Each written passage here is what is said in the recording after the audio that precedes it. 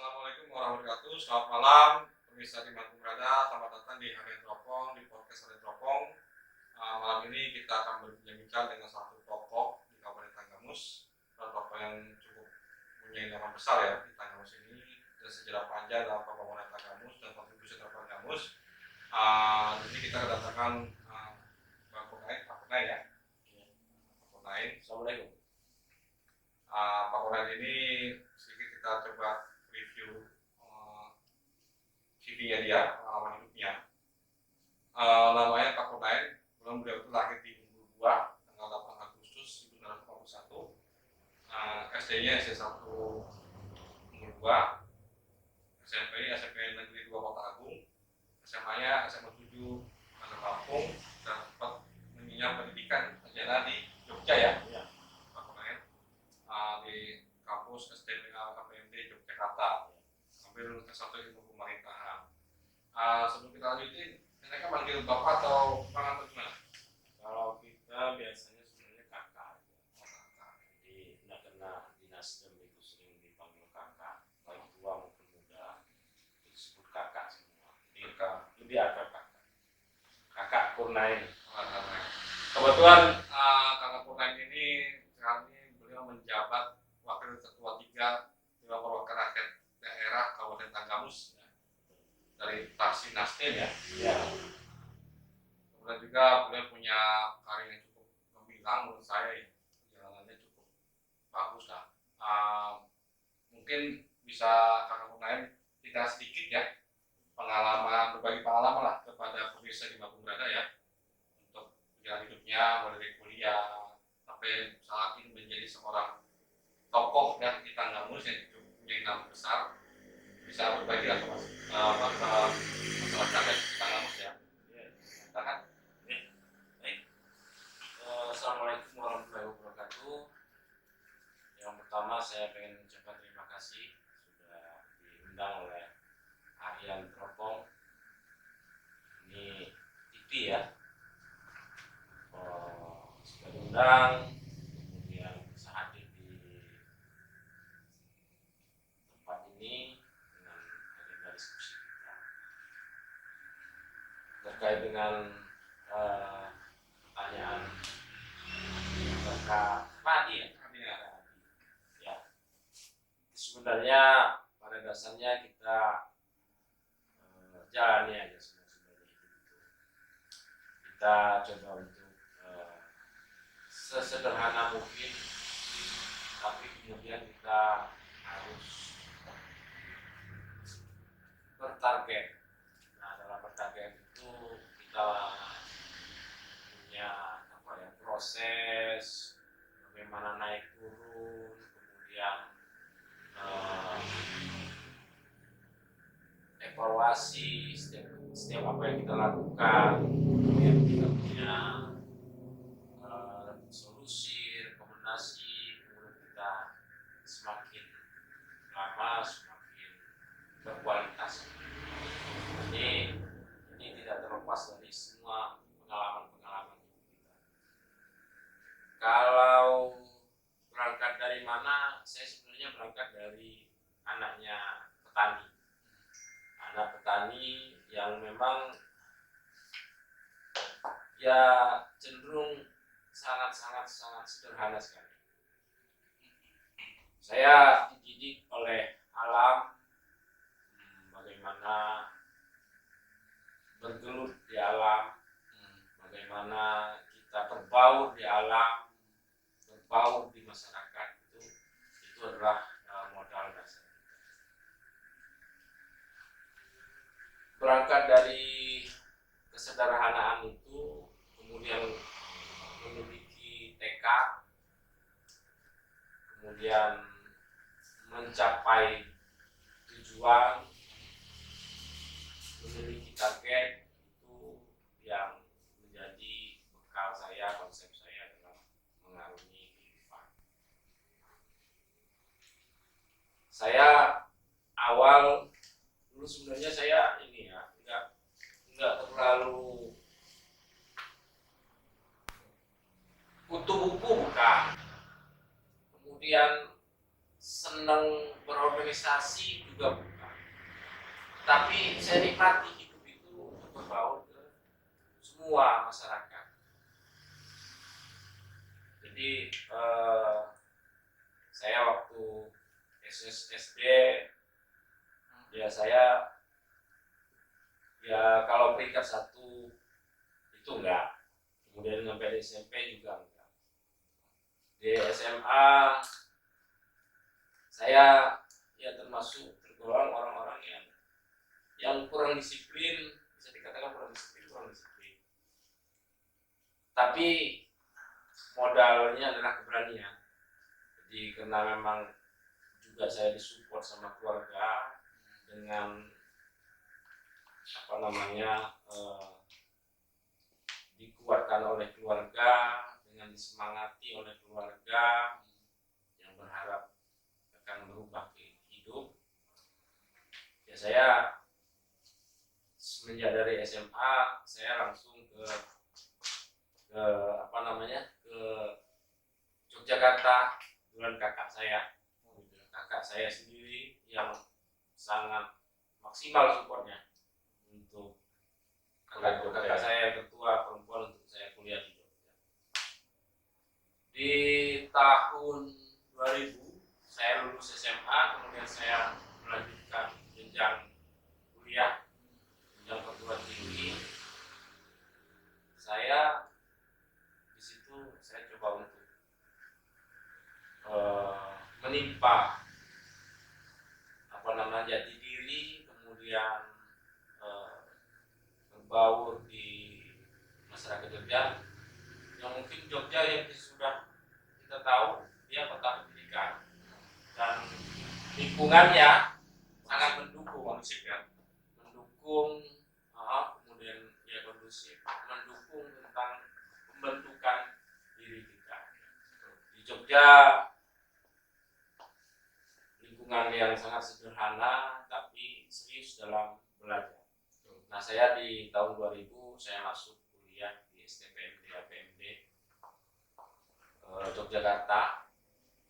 Saya ngambil jurusan ilmu pemerintahan. Kenapa saya ngambil ilmu pemerintahan? Karena memang benar dari awalnya tadi butuh buku saya bukan, kemudian saya rajin menghitung, saya juga bukan pakarnya. Tapi pernah ini ya dulu sempat cerita ya waktu SMP sempat bandel juga katanya ya. Pagar ya. Ya termasuk itu ya, kurang disiplin. Saya bahasakan kurang disiplin di SMA. Tapi itu dibentuk oleh alam karena kita memang berani. Itu tadi termasuk ke Jogja saya beranikan diri untuk saya ke Jogja kuliah di sana. Ambil saya jurusan ilmu pemerintahan. Di jurusan ilmu pemerintahan saya kepengen tahu banyak tentang ilmu-ilmu pemerintahan, kemudian sistem-sistem pemerintahan, mulai dari pemerintahan desa, pemerintahan kecamatan, dan kabupaten itu banyak, sampai ke sistem politik Indonesia juga ada belajar. Jadi di perkuliahan saya tidak hanya belajar di kampus, tapi saya coba untuk aktif di organisasi. Kalau dulu kan kalau kita kalau dulu kita di kampus itu kan ada klasifikasi masuk hedon, yang liberal, mahasiswa yang hedon, liberal dan buku ya. Iya. Itu kotak-kotak sendiri ya. Nah ini kalau kotak-kotak ini masuk yang mana nih? Kira-kira ininya. Saya termasuk Orang yang aktif juga organisasi ada yang bila bisa juga dikatakan hedon juga saya. Hedon. Hedonisme ya. Hedonisme.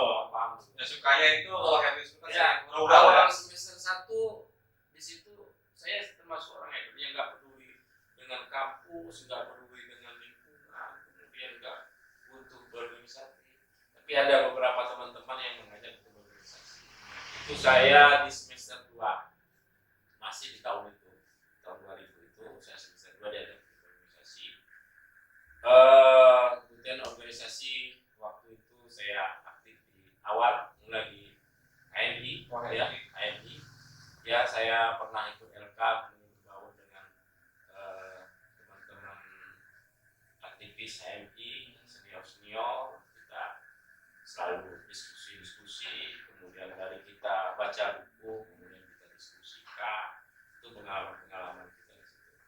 Kemudian selanjutnya saya juga aktif di di masyarakatnya, kebetulan di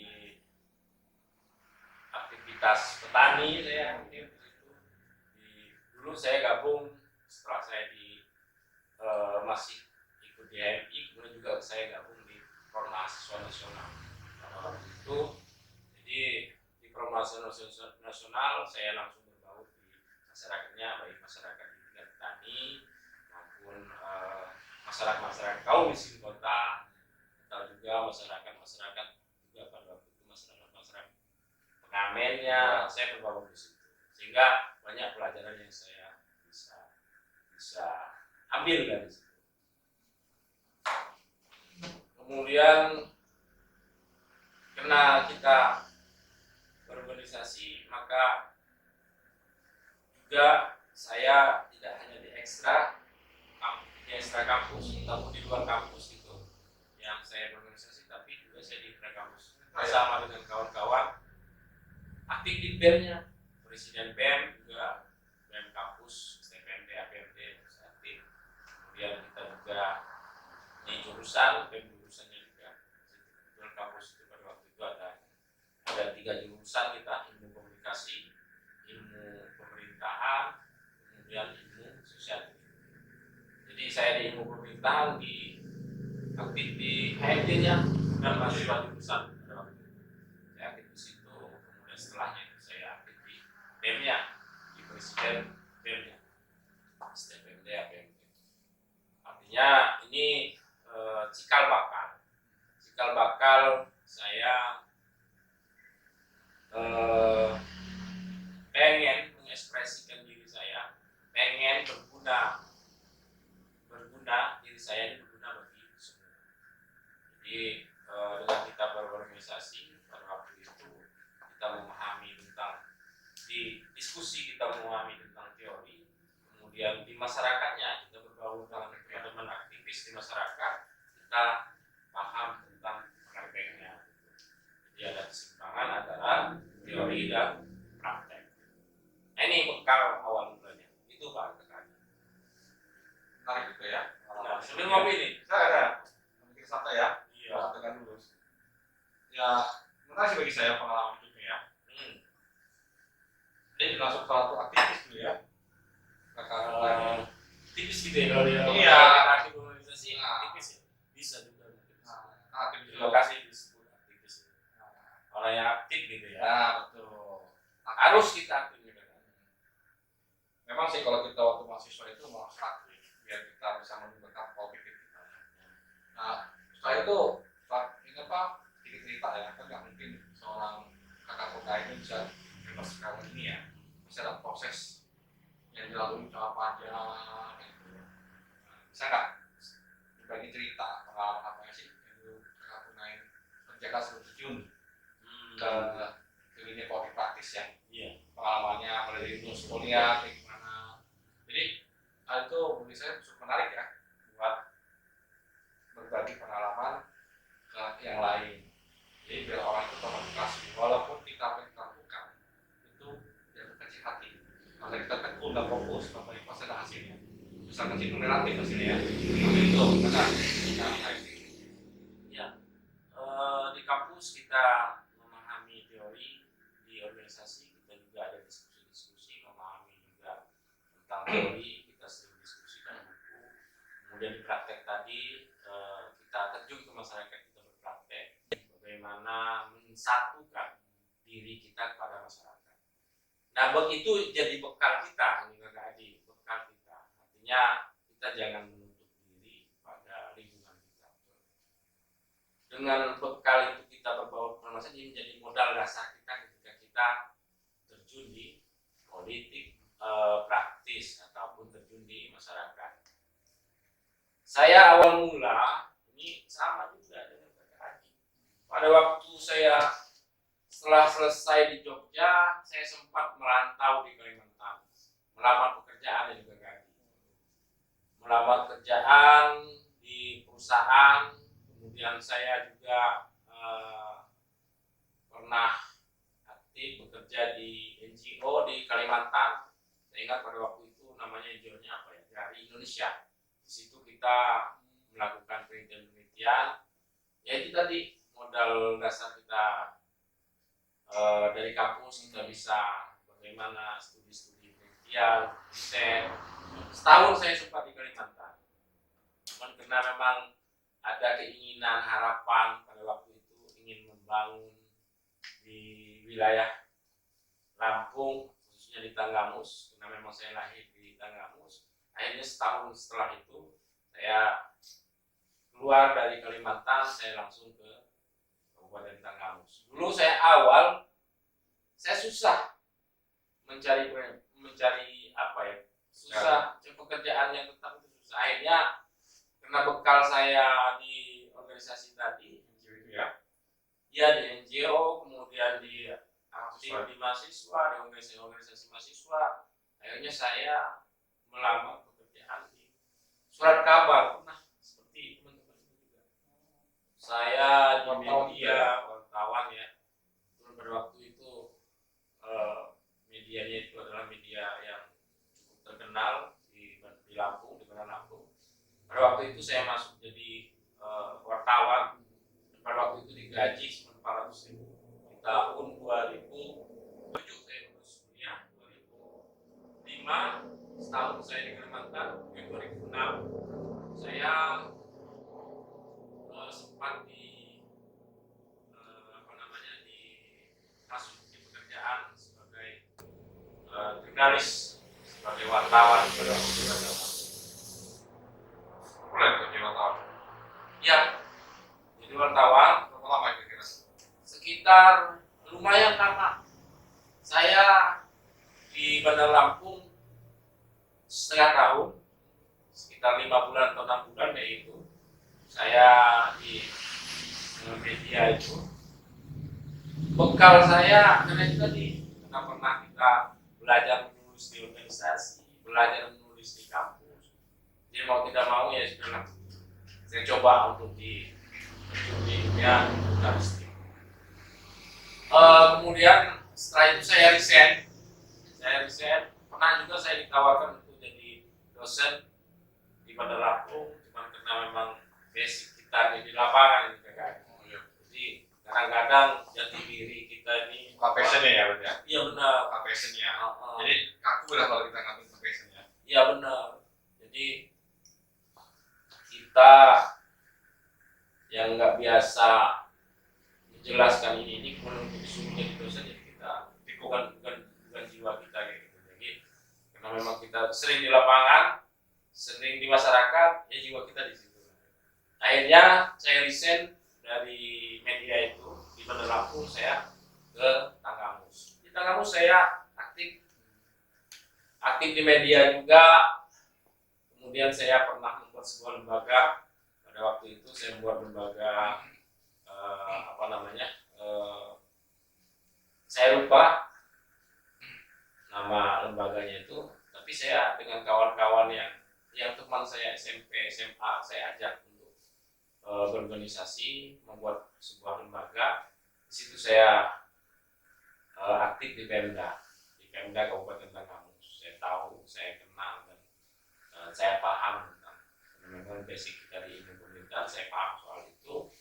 Saya bersama dengan teman-teman mendirikan sebuah lembaga. NGO juga. LSM ya. Kita lakukan kontrol sosial. Kemudian setelahnya ya saya aktif di penyelenggara juga pernah di penyelenggara PPK. Kemudian lama saya lumayan beberapa periode pada waktu itu saya selalu di PPK. Artinya paham juga, tertarik dengan dunia politik. Setelah banyak pengalaman kemudian inginlah masuk dalam sistem yang ada, karena kita bukan PNS,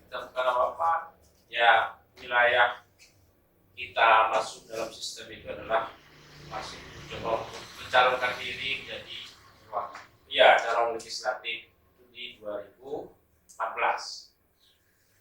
Kemudian ada tawaran dari Nasdem untuk saya masuk di Partai Nasdem, kemudian mencalonkan diri di Partai Nasdem 2014. Alhamdulillah, karena kita memang sering berbaur, itu tadi kuncinya. Coba kita selalu berbaur ke masyarakat, insya Allah kita bisa diterima masyarakat. Nah, 2014 saya mencalonkan diri, kemudian saya bersosialisasi, kumpul dengan masyarakat ini, masyarakat itu, dan semuanya kita jajaki semua masyarakatnya. Dan tepat di bulan April pada waktu itu 2014 sudah mulai pemilihannya, kita alhamdulillah dapat suara dan kita bisa perjuangannya sulit juga ya. Iya, benar-benar. Perjuangannya karena lagi kalau bicara kita mencari calon yang legislatif yang orang baru ya, newcomers lah, pendatang baru itu sangat berat dibandingkan yang incumbent ya. Terus apa suka dukanya ketika soal nyalon itu? Ada trik-trik khususnya atau gimana Kalau trik nggak banyak sebenarnya. Kalau trik tinggal di masyarakatnya saja, kita hidup di masyarakat itu.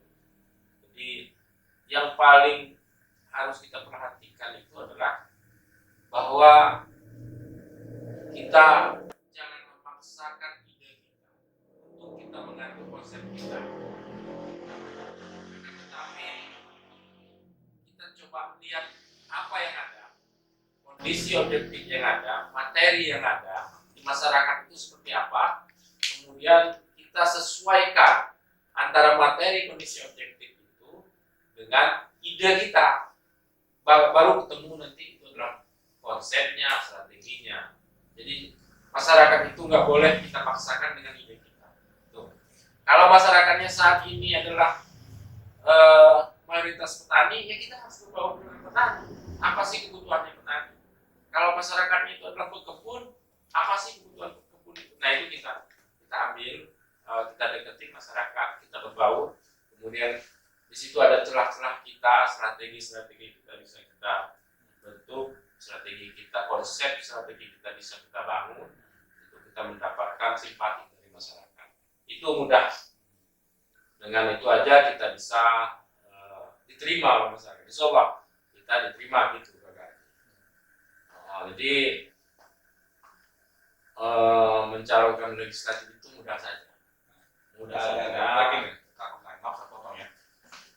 Kenapa Tunai masuk ke Partai Nasdem? Apa yang buat menarik Tunai masuk Partai Nasdem pada partai yang lain? Partai Nasdem waktu 2014 kan partai baru ya. Iya. Saya berdiri tahun 2012 setahu saya. 2012 berdiri, dia ikut pertama 2014. Kenapa kok kakak Kodayan waktu itu ingin masuk Partai Nasdem? Juga Nasdem dan partai baru. Kenapa nggak pakai, maaf ya, kalau kita bicara pragmatisnya, pakai kendaraan yang udah lama, jelas, ya. Kenapa pakai? Justru karena itu Pak Kakak Adi, karena baru itu saya jadi daya tarik saya. Tertantang ya? Tertantang. Kalau dia partai lama ya sudah kita lihat lah seperti apa sepak terjangnya. Cuma karena pada waktu itu Partai Nasdem adalah partai baru, saya jadi daya tarik saya. Ini kayaknya partai yang memang punya semangat baru, kira-kira kayak gitu. Karena ada semangat baru itu, maka itu menjadi daya tarik saya. Apalagi kalau kita melihat juga di Nasdem ada jargon gerakan perubahannya, restorasi. Kemudian ada restorasi. Nah, tahu ya Kak dia restorasi Indonesia. Restorasi itu ada di kereta api saya itu. Itu tahu saya. Mungkin saya itu, maaf ya, bukan ya. Restorasi dapur gitu. Itu. Ternyata restorasi itu beda yang dimaknainya. Ya, sebuah pembaruan bahwa sistem yang ada itu kita perbaiki di Indonesia. Dan Indonesia butuh restorasi. Jadi nggak saklek. Maka kemudian Nasdem punya jargon gerakan perubahan. Namanya gerakan perubahan itu dia tidak stagnan itu Bapak. Dia tidak berdiri tetap, tapi selalu berkeinginan untuk melakukan perubahan-perubahan. Dia tidak pernah puas dengan apa yang ada, tapi dia kepengen untuk selalu berubah dan berubah. Tapi dalam perubahan itu tentunya yang diharapkan adalah semakin berkualitas. Itu tadi. Maka saya dengan jargon gerakan perubahannya Partai Nasdem, dengan adanya misi besarnya Partai Nasdem restorasi Indonesia, maka saya tertarik dengan masuk di Partai Nasdem. Ya. Gitu Kak Kadi. Memang sih saya melihat ya, partainya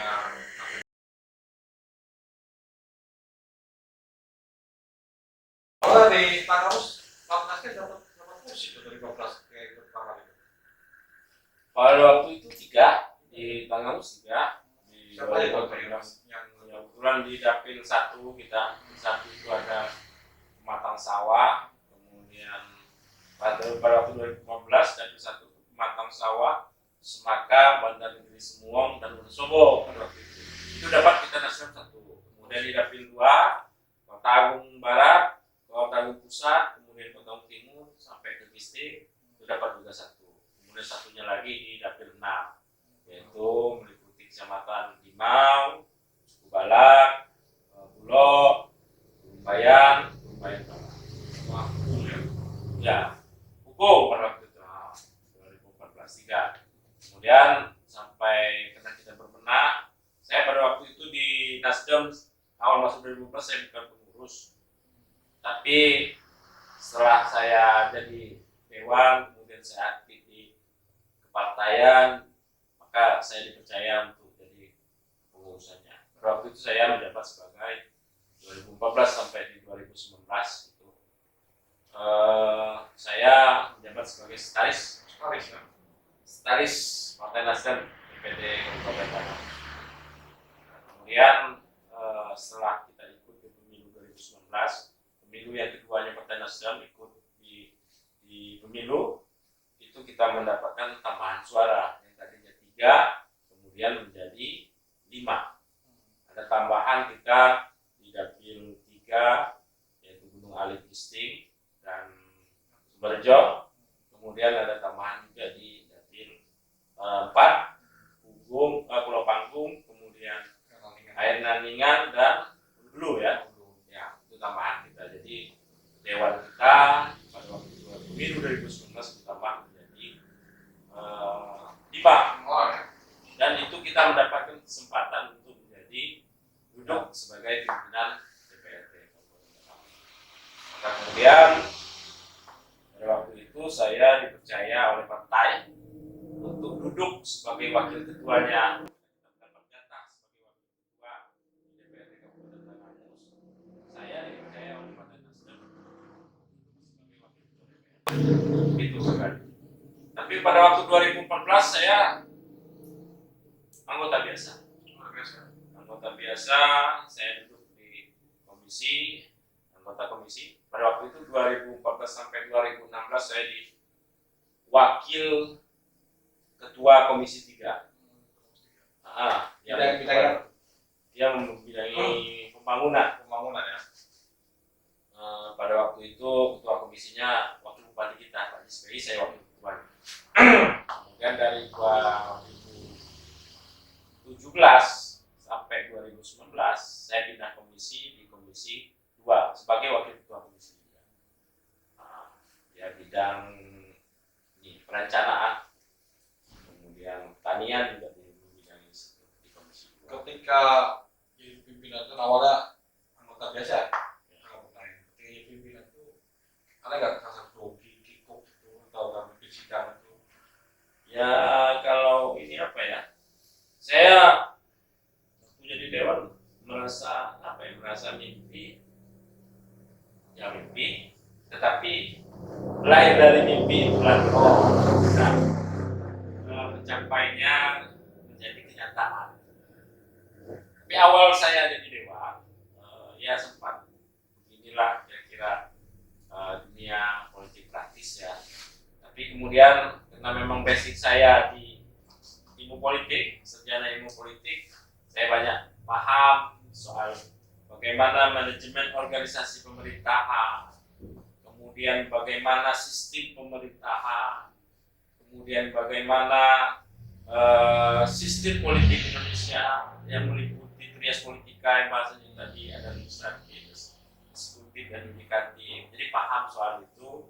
Bagaimana fungsi-fungsinya? Karena memang kita pernah kuliah di ilmu politik, dia paham tentang apa sih fungsi legislatif. Fungsi dari DPRD itu apa? Ya, kita sudah paham ada 3 fungsi itu tadi. Jadi dengan teman-teman pada waktu 2014 saya jadi apa namanya itu DPR 2014 itu saya tidak kaku-kaku juga, tapi tetap dengan kesederhanaan kita tetap berbaur dengan teman-teman dewan pada waktu yang memang banyak senior pada waktu itu. Kita memang awal masuk baru jadi dewan, kita belajar juga dengan senior. Alhamdulillah kita terus dan kita sempat dipercayai oleh teman-teman dewan sebagai wakil ketua komisi 2 kali. Walaupun kita baru, kita tetap sempat duduk sebagai ada jabatan di komisi. Oh, 2014 ya? 2014 sampai 2019. Terus 3 kursi berarti belum bentuk fraksi ya? Belum ya? Belum, gabungan kita pada waktu itu. Gabungan. Fraksi gabungan pada waktu itu Nasdem dengan Hanura. Hanura. Nasdem ada 3, kemudian Hanura ada 3 juga. Jadi 6 anggota menjadi 1 fraksi gabungan. Hanas pada waktu fraksi Hanas Hanura Nasdem. 2014 2019 itu KKI. Nah itu ya yang juga pernah ini. Enggak juga kan. Biasa-biasa Jadi inspirasi ya. Ya apa sih menurut kakak Konan ya capaian dalam hidup kakak Konan yang belum didapatkan apa sih? Yang mungkin yang belum kita ada beberapa capaian yang bisa kita dapatkan dan yang belum harapan lah yang belum dicapai itu. Kalau yang pribadi tercapai itu banyak kayaknya nanti nggak usah diekspos di sini lah karena saya banyak kalau pribadi ya. Bahkan ya namanya kita manusia hidup perlu ada peningkatan dan lebih berkualitas juga, lebih berkuantitas juga gitu Kak Adi. Jadi kalau capaian yang belum dicapai banyak, tapi dengan yang ada ini kita bersyukur. Alhamdulillah kita sudah yang tadinya kita nggak tahu apa-apa, kemudian kita anaknya petani, kemudian saat ini kita sudah menjadi DPR, kemudian menjadi wakil ketua DPR. Ini udah luar biasa syukur kita. Terima kasih kita pada Allah Subhanahu wa Ta'ala atas barokahnya kita bisa bermanfaat. Jadi pas kuncinya itu Kakak Adi bermanfaat bagi semua. Abdi bahasanya ya, kita bisa mengabdikan diri kita untuk berguna juga, bukan hanya pada diri kita tapi berguna bagi orang lain juga, berguna bagi semua. Gitu. Kalau soal capaian nantilah. Yang pasti kita dalam kegiatan kehidupan sehari-hari, aktivitas kita di KKI, karena kita itu bersyukur tadi, maka kemudian lahir dari syukur tadi, kita nikmatin, kemudian kita berjalan saja, mudah-mudahan dengan kita berproses jadi berguna bagi semua, jadi mudah-mudahan kita selalu dan tetap ada gunanya di masyarakat. Kita mengambil itu tadi. Soal kita mau apa yang belum tercapai itu nanti sambil berjalan. Ini kan lagi 2024 ya. Jadi kita harus coba targetan dari Nasdem, Partai Nasdem ya di kampus ini. Kira-kira pengen targetin berapa banyak kursi yang didapatkan? Ya, kantor sebagai ketua ya. Target nasional kita itu minimal 12 sebenarnya. Iya, targetnya 12. Jadi ada saat ini kan ada 6 dapil gitu. Kita bertarget untuk Partai Nasdem ini masing-masing dapil dapat 2 kursi. Jadi dapil 1, dapil 2, dapil 3, dapil 4, dapil 5, dapil 6 itu 2 kursi. Maka Dan target itu menurut saya bukan target yang mengawang-awang, tapi terkait memang yang rasional. Saat ini Partai Nasdem lagi berbenah, baik dalam hal struktur, program, kegiatan, dan lain-lain. Kita selalu berbenah, kita dekat dengan masyarakat, dan alhamdulillah mulai dari pusat juga Partai Nasdem ini lumayan dilirik oleh masyarakat. Bagaimana Nasdem sebagai pelopor mengkampanyekan siapa presidennya, dia nomor utama. Ini yang jadi barometer untuk yang selalu acuan sebagai di Partai Nasdem itu adalah Nasdem selalu yang pertama, terdepan, selalu terdepan gitu. Jadi di Tanggamus juga kita seperti itu. Beberapa tokoh kita rekrut untuk bergabung di Partai Nasdem. Nasdem dengan jargonnya bersatu, berjuang, menang, itu kita memang terurutkan menjadi praktek kita dalam berpartai. Kita mulai ngurus di tingkat sampai ke bawah, anak ranting, kemudian ranting sampai ke pusat, kita selalu bersatu, selalu melakukan konsolidasi di internal, kemudian di masyarakat kita juga konsen ikut turun di masyarakat, harapan kebutuhan masyarakat yang diinginkan itu bisa diperjuangkan. Ya, benar. Silakan minum tadi. Mantap ya. Jadi gitu Kak Adi. Jadi Nasdem berbenah, banyak tokoh-tokoh yang di Tenggamus ini sudah bermunculan dan bergabung di Partai Nasdem. Harapannya Nasdem di Tenggamus ini akan menjadi pemenang di parlemen Tenggamus khususnya, juga di pusat menjadi 3 besar lah. Nah, ini lagi nih, minimal 3 besar. Itu pertanyaan yang mungkin menggelitik ya, terkait pertanyaan mungkin kemarin kapan kemana. Saat ini kan ada tokoh ya mencalonkan diri yang betul dia kader terbaik dari Nasdem di wilayah kabupaten ya. Itu apakah dari pihak Nasdem sendiri, internal DPD Nasdem sudah ada keputusan siapa yang didukung oleh Nasdem? Di apanya? Di bupatinya. Bupati, ya. Soal bupati ini maka kata saya tadi ini kita berbenah, kita konsolidasi, ini akan kemudian dengan praktek kerja kita di partai dilihat oleh masyarakat, kemudian kita secara integritas memang sudah naik Partai Nasdem, kemudian secara praktek kita memang selalu memperjuangkan masyarakat, kebutuhan masyarakat, maka kemudian ini juga dilirik oleh tokoh-tokoh banyak yang sudah bergabung, termasuk mantan bupati kita sudah bergabung di Partai Nasdem, Pak Bambang Kurniawan gitu ya. Kemudian ada soal tokoh yang dari luar itu tadi juga sudah memang di Nasdem. Tapi kalau bicara soal itu semua kita berharap semua bergabung. Persoalan siapa yang akan diusung Partai Nasdem nanti kita serahkan pada pusat. Yang penting saat ini semua tokoh-tokoh itu sudah bergabung dan bersama-sama Partai Nasdem untuk berjuang bersama Partai Nasdem di Tenggamus ini. Nanti kan DPP melihat bagaimana soliditas dia, kemudian keaktifan dia di Partai Nasdem, bagaimana dia di masyarakat itu nanti semuanya dilihat. Masyarakat menilai, DPP Partai Nasdem di pusat itu juga menilai soal siapa yang nanti akan diusung oleh Partai Nasdem. Ya karena pemilunya masih lumayan lama juga kan, masih 1 tahun lagi ya, tahun 3 bulan lagi. Berproses saja dulu kita. Soal keputusan siapa yang akan diusung nanti, berprosesnya dulu. Untuk saat ini karena kemarin kita 2014 juga ya, 2016 ya kalau nggak salah ya, yang habis di 2023 Ibu Dewi, ya 2018 ya.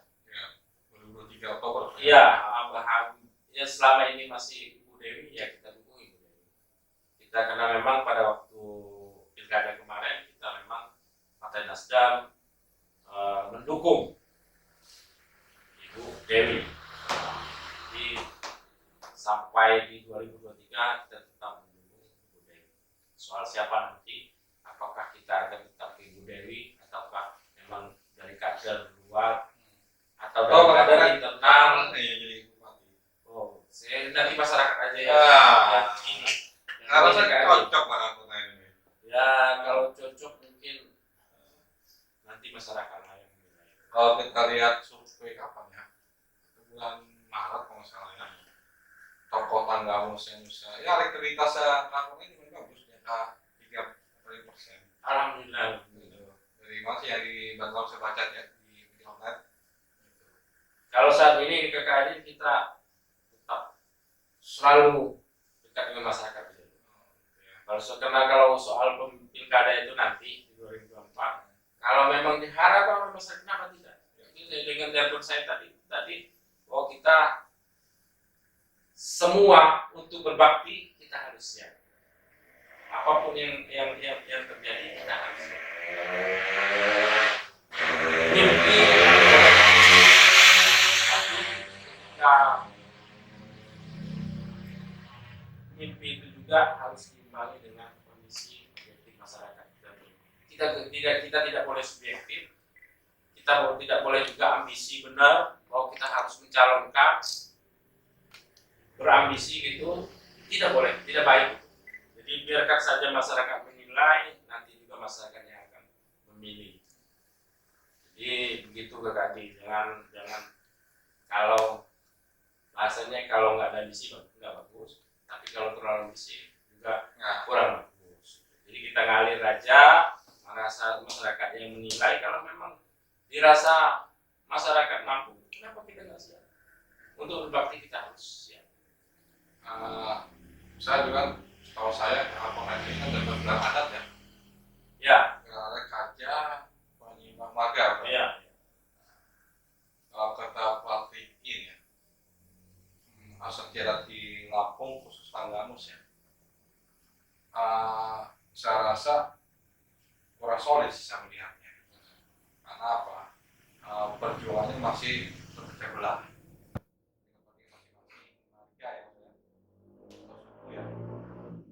Seharusnya ada arah perjuangan yang pasti. Saya bicara latar ada sampai yang dari ya.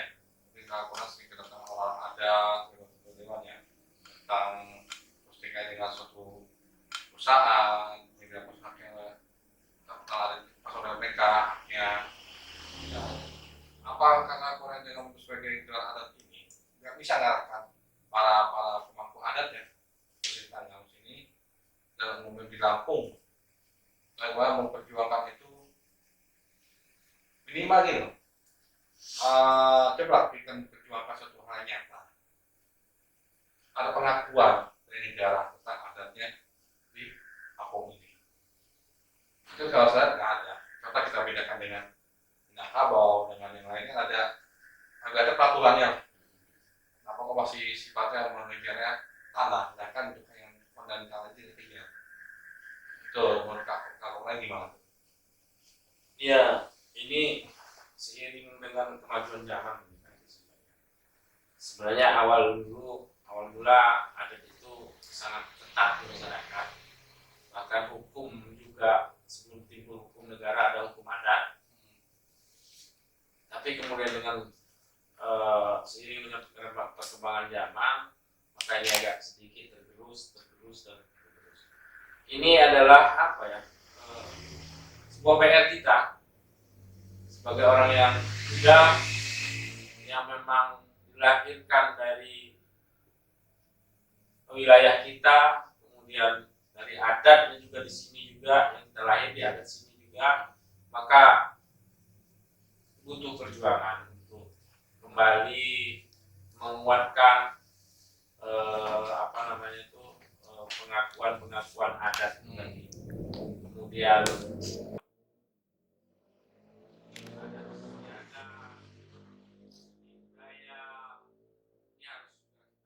kita kembangkan kembali. Memang kita akui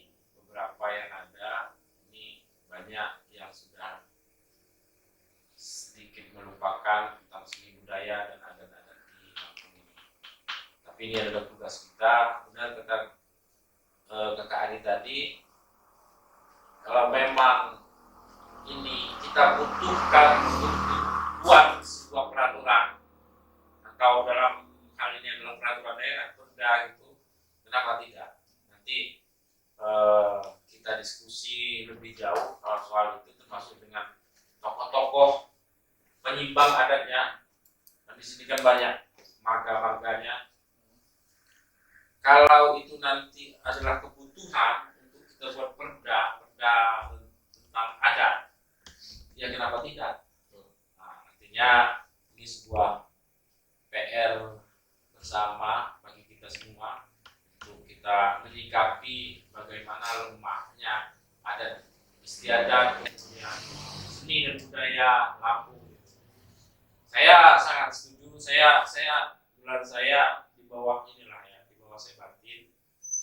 Ya, gelar saya raja, tapi saya juga setuju dengan itu tadi, untuk kita kembalikan bahwa adat istiadat kita harus kita kembangkan, kita lestarikan, seni budaya kita juga kita lestarikan, itu semuanya.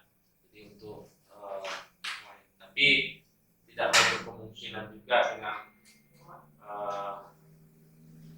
mengimbangi kemajuan zaman tadi. Sudah serba digital semua, serba elektronik semua, juga kita harus imbangi. Tapi peran adat, bagaimana menyikapi kegiatan di masyarakat ini, kita harus optimalkan juga peran adat. Kita lestarikan. Itu kan tadi. Nah, ini lagi mungkin terakhir ya, berapa ya? Terakhir ini ya? Yakin. Mengenai ini, proses pembangunan di Tanggamus ya, Kabupaten Tanggamus ini saya lihat apa ya, lambat ya Proses pembangunan dengan perkembangan baik pembangunan ekonomi, pembangunan manusianya, pembangunan fisiknya sangat lambat. Kalau saya pelatih kalau kita jalan ya dari Medan Lampung ke arah Bogor masih Lampung ya, Pesawara, Pringsewu, terus Tanggamus. Pesawara, Pringsewu rame, ya, terus Kapugung lumayan rame, tapi makin lama makin kesini ke Kota Agung ini, kenapa kok kayak nggak ada kehidupan gitu, kenapa ya? Atau permasalahan apa sebenarnya? Dan apakah memang pola pembangunan atau pola perencanaan dari Pemkab ini kurang sampai gimana? Nah, ini kakak pernah sebagai waktu melihat gimana? Ini lambat bukan berarti jalan di depan kan? Ya, tentunya dalam proses itu pasti mengalami peningkatan baik secara kualitas maupun kuantitas. Sebenarnya ini adalah PR bersama kita semua,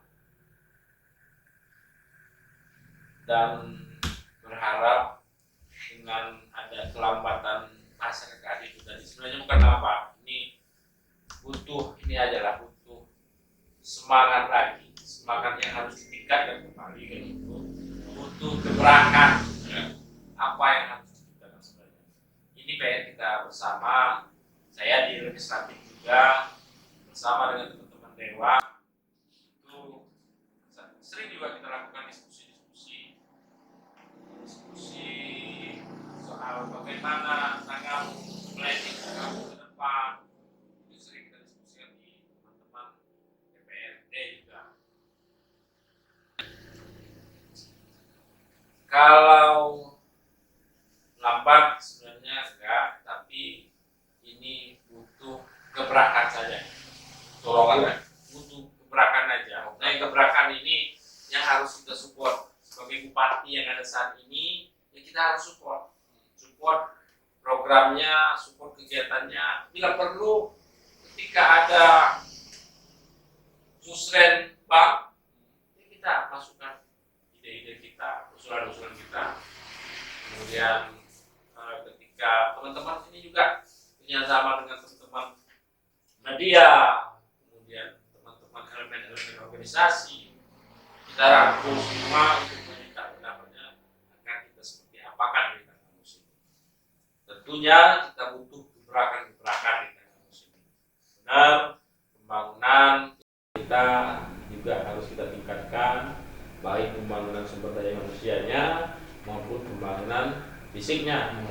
Ini harus kita tingkatkan. Jujur saya juga tertantang di tengah musim ini pembangunan dalam hal pembangunan sumber daya manusia ini kita cenderung agak lemah, lambat gitu ya. Pembangunan sumber daya manusianya ini terus terang aja seperti kampus yang milik kampus sendiri belum ada kita.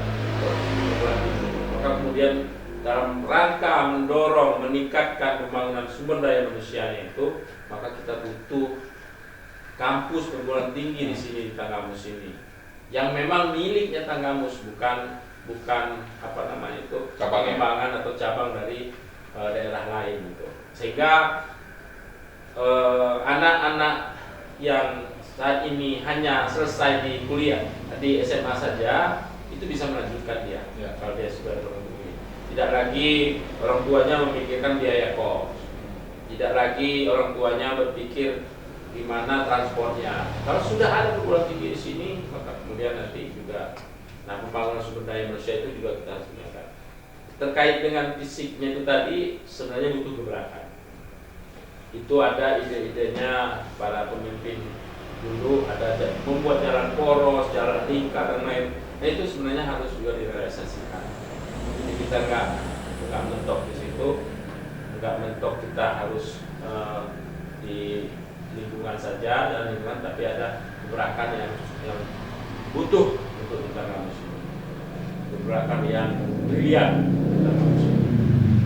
Ya, untuk saat ini ya sebenarnya kita support saja SPKD, bupati kita kasih pencerahan-pencerahan jika memang untuk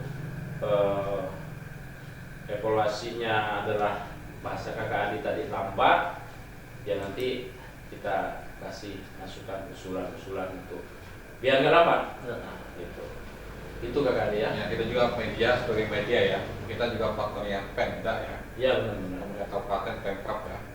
Ya kita juga berusaha untuk mengawasi, melihat, memantau, mengevaluasi ya kinerja dari Pemkab, masing-masing PD-PD itu terpantau agar bisa maksimal.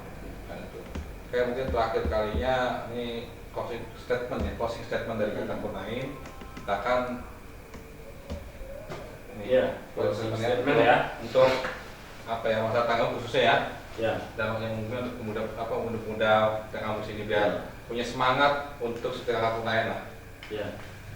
Yang pasti bagi anak muda yang saat ini masih SMA, kemudian atau teman-teman yang saat ini juga masih kuliah, jangan lupa tadi yang bahasa pertama, kita harus memang benar-benar belajar, kemudian berorganisasi, kemudian jangan lupa juga hidup di masyarakat untuk berjuang bersama masyarakat.